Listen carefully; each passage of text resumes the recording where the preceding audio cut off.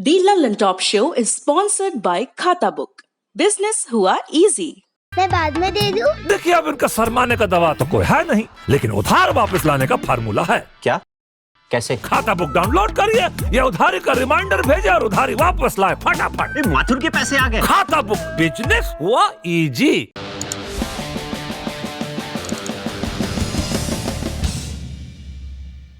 नमस्कार, मैं हूं निखिल और आप देख रहे हैं दी ललन टॉप शो। भारत एक सहिष्णु देश है। जाने कितने निबंधों में लिखी जाकर ये लाइन घिस चुकी है। इन दिनों इसकी कुछ ज्यादा ही परीक्षा हो रही है। कोई भी ट्वीट तो कभी कोई फेसबुक पोस्ट तो कभी कोई टीवी सीरीज किसी को भी आहत कर देते हैं। बात बात पर अपनी सुविधा देखकर आहत होना एक ऐसी बीमारी है जिसका टीका कभी नहीं आएगा, लेकिन अब एक ज्यादा बड़ी समस्या सिर उठा रही है। आहत होने के इस धंधे के बहाने अब सरकारें अपने हित साधने लगी हैं। 160 कैरेक्टर की सीमा वाला ट्वीट आपको कितनी आसानी से जेल पहुंचा सकता है, इसका उदाहरण उत्तर प्रदेश में भी है और महाराष्ट्र में भी। अब केरल सरकार ने एक ऐसा कानून बनाते बनाते अपने पांव पीछे खींचे हैं जिसके आने के बाद किसी को भी अपनी राय जाहिर करने के लिए अंदर किया जा सकता था।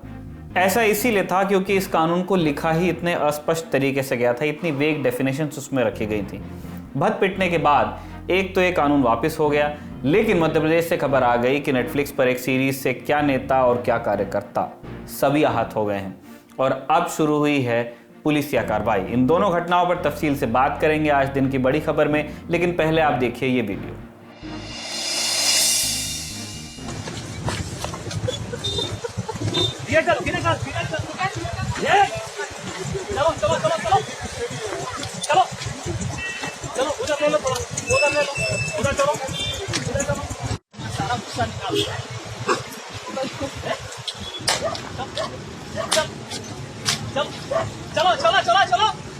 चलो कोई बात नहीं, चलो चलो चलो चलो चलो। एक बार फिर हमने आपको मध्य प्रदेश से आया एक वीडियो दिखाया है। 21 नवंबर को मध्य प्रदेश के देवास में पुलिस के हत्थे 2 आदमी चढ़े। ये दोनों सड़क पर महिलाओं को छेड़ते थे। पुलिस का कहना है कि इन्होंने महिला कांस्टेबल के साथ भी अभद्रता की। इसके बाद पुलिस ने इनसे सड़क पर ही उठक बैठक लगवाई और जुलूस निकाल दिया। जुलूस की वीडियो में इन आदमियों को सड़क पर चलते हुए उठक बैठक करवाई जा रही है, ये नजर आ रहा है। बीच बीच में पुलिस इन्हें डंडे भी रसीद कर देती है। यहाँ पुलिस की जो मंशा है उसे समझा जा सकता है। पुलिस बदमाशों को सबक सिखाने के साथ साथ आम लोगों में भरोसा पैदा करना चाहती है कि अपराधी पुलिस से नहीं बचेंगे। बदमाशों की दहशत कम करने के लिए उनका जुलूस निकालना मध्य प्रदेश समेत देश के कई हिस्सों में आम है, लेकिन संदेश देने का यह तरीका ठीक नहीं है। पुलिस को चाहिए कि दोषियों पर सख्त से सख्त कार्रवाई हो, लेकिन इसके लिए पुलिस को खुद कानून न तोड़ना पड़े।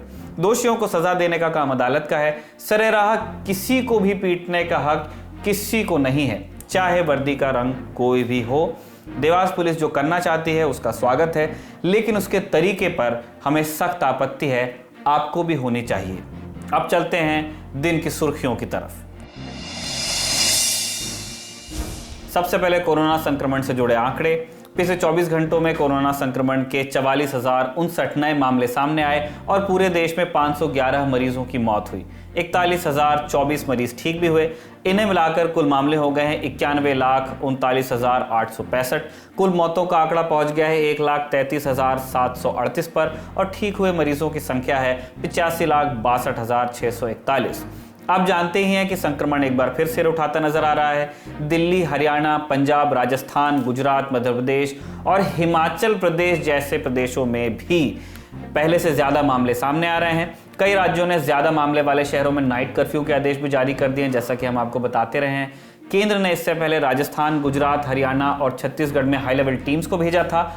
अब ऐसी टीम्स उत्तर प्रदेश, पंजाब और हिमाचल प्रदेश भी भेज दी गई हैं। दोबारा सिर उठा रहे कोरोना संक्रमण के आंकड़ों पर आज सुप्रीम कोर्ट ने चिंता जाहिर की। न्यायमूर्ति अशोक भूषण की अध्यक्षता वाली बेंच ने आज दिल्ली, गुजरात, महाराष्ट्र और असम इन 4 राज्यों से 2 दिन के भीतर एक स्टेटस रिपोर्ट दाखिल करने को कहा है, जिसमें ये राज्य ये बताएंगे कि इन्होंने संक्रमण रोकने के लिए क्या कदम उठाए हैं। यूरोप और अमेरिका में संक्रमण की दूसरी लहर को देखते हुए दोबारा लॉकडाउन लगाया गया है। भारत में लॉकडाउन लगाया जाए या नहीं, ये अब यक्ष प्रश्न बन गया है। सरकार मामले नहीं बढ़ने देना चाहती, लेकिन अर्थव्यवस्था को हुए नुकसान को देखते हुए दोबारा संपूर्ण लॉकडाउन जैसा सख्त कदम भी नहीं उठाना चाहती। तो सारी उम्मीदें अब टीके से हैं। रूस के स्पुतनिक 5 के बाद अब मॉडर्ना, बायोएनटेक और फाइजर ने भी कहा है कि उनके टीके 90% तक प्रभावशाली हैं। ये यूरोपियन और अमेरिकन फार्मा कंपनीज हैं।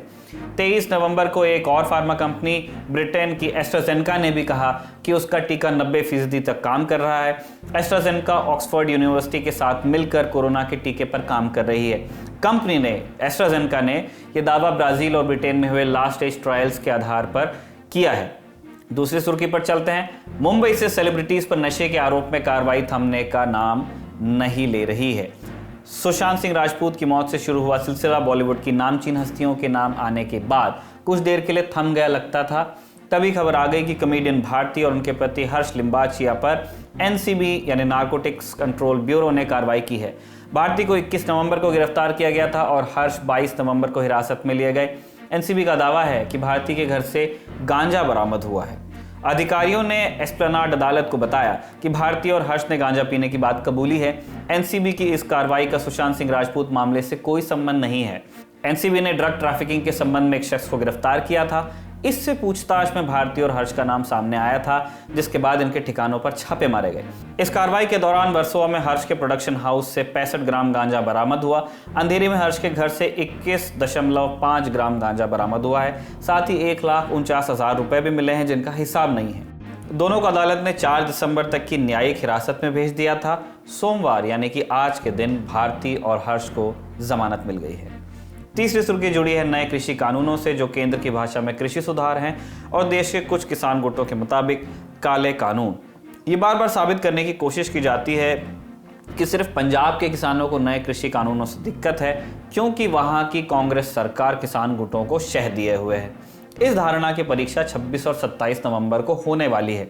इस दिन देश के अलग अलग राज्यों से किसान गुटों ने दिल्ली चलो का नारा दिया है। दिल्ली सरकार पहले ही किसानों को रामलीला मैदान और जंतर मंतर पर जुटने की अनुमति देने से इनकार कर चुकी है।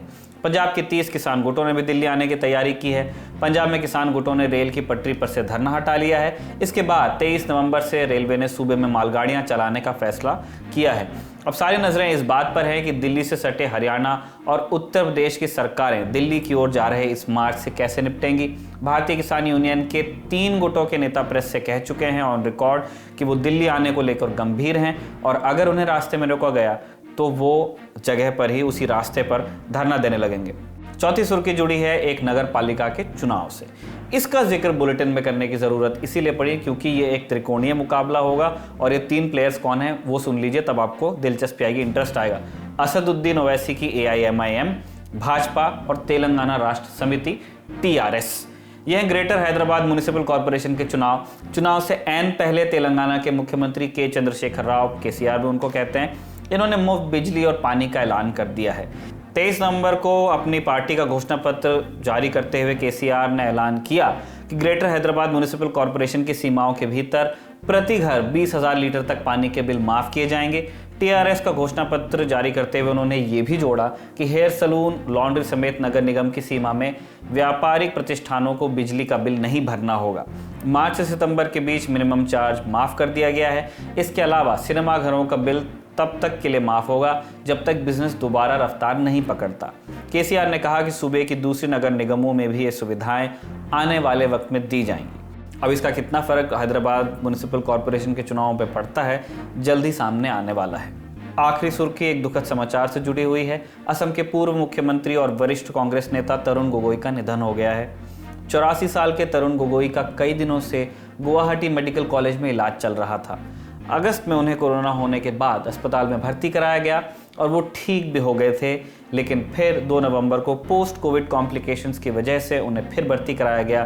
कई दिनों से वो वेंटिलेटर पे थे और अब मल्टीपल ऑर्गन फेलियर यानी कि शरीर के अनेक अंगों के विफल हो जाने की वजह से उनका निधन हो गया है। 1 अप्रैल 1936 को पैदा हुए गोगोई लगभग 50 साल राजनीति में सक्रिय रहे और असम में कांग्रेस के सबसे कद्दावर नेताओं में से एक माने गए। 2001 के बाद लगातार 3 बार वो असम के मुख्यमंत्री रहे, 6 बार सांसद चुने गए और केंद्र सरकार में भी मंत्री रहे। अब चलते हैं आज के दिन की बड़ी खबर पर। इतिहास की किताबों में हमें अंग्रेजी हुकूमत के दौर में लाए गए कानून पढ़ने को मिलते हैं।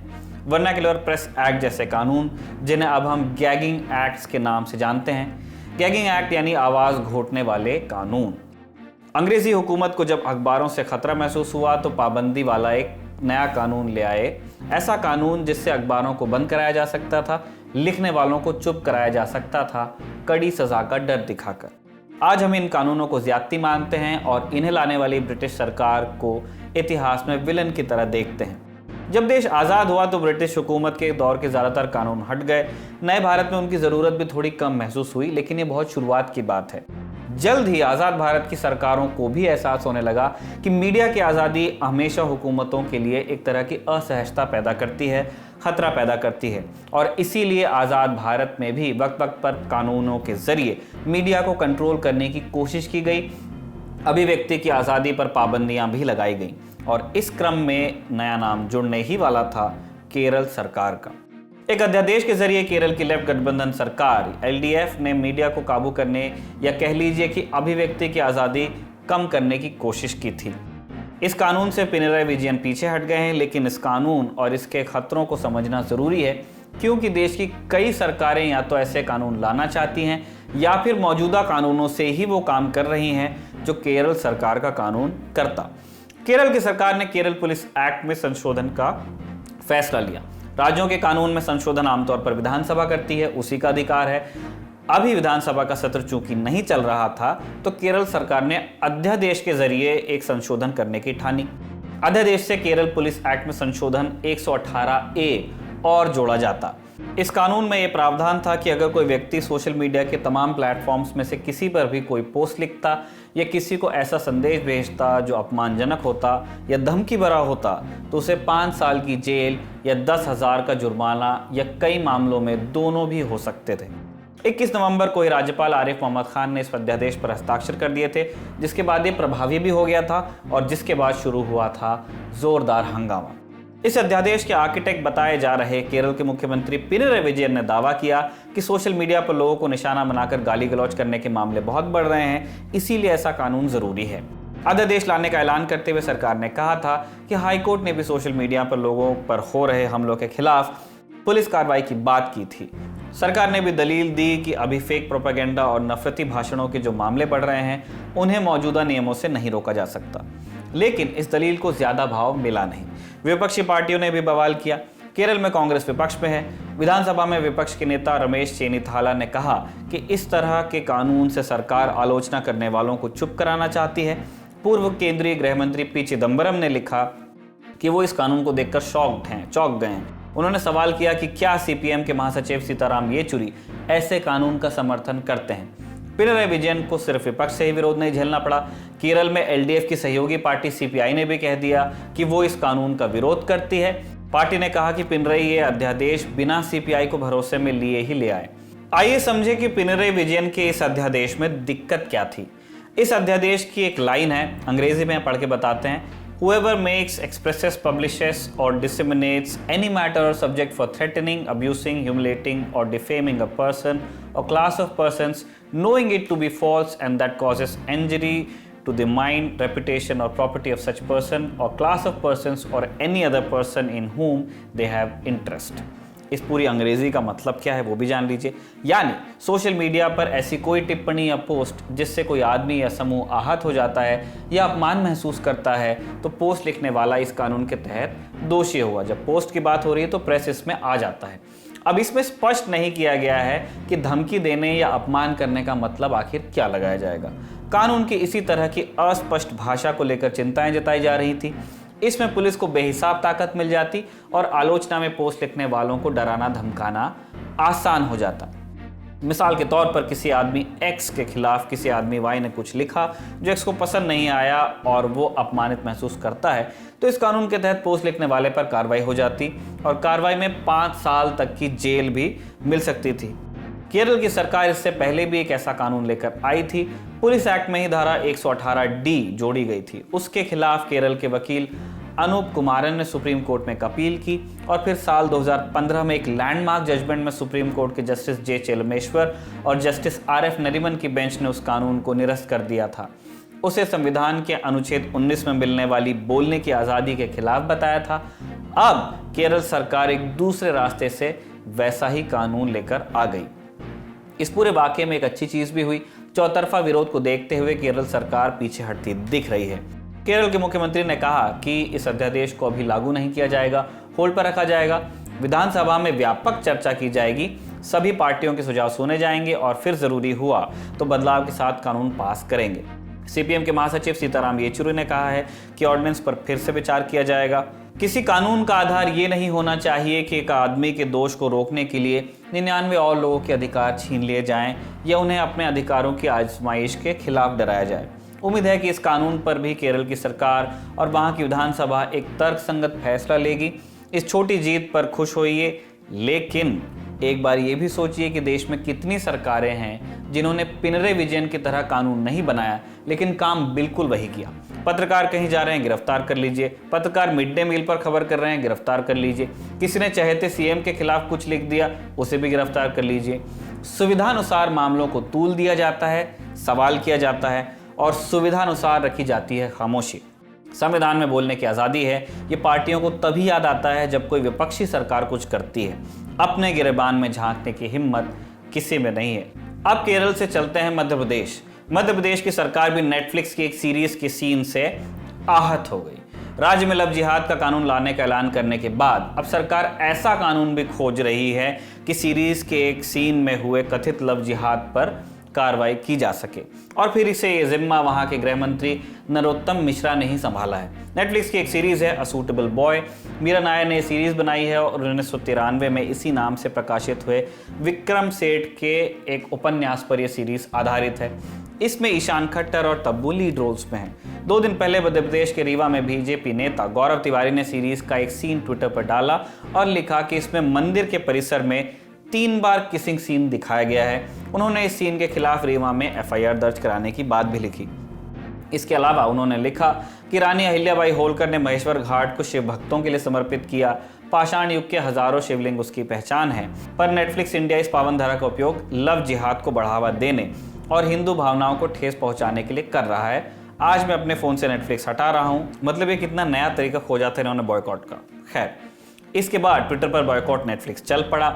अब सीरीज में किसिंग सीन से कथित लव जिहाद की बात कहां से आ गई, ये भी आप समझ लीजिए। सीरीज में जिन किरदारों के बीच ये सीन है उसमें लड़का मुस्लिम है और लड़की हिंदू।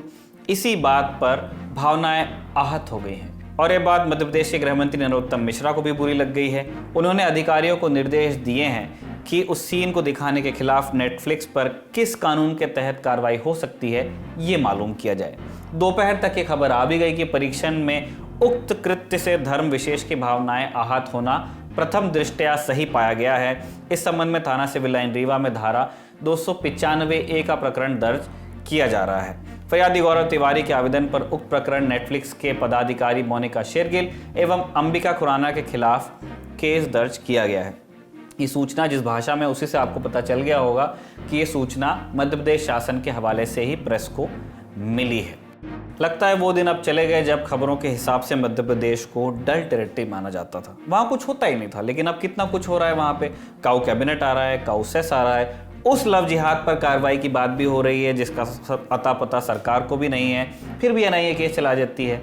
इसका मतलब काफी कुछ मध्य प्रदेश में अब बदल गया है। इसी नोट पर आज का बुलेटिन खत्म करते हैं। कल आपसे फिर मुलाकात होगी, तब तक के लिए नमस्ते। घुटना, कंधा या कमर, चाहे जैसा हो दर्द, डॉक्टर ऑर्थो आपको देता है दर्द से पूरी आजादी, एक भरपूर जिंदगी।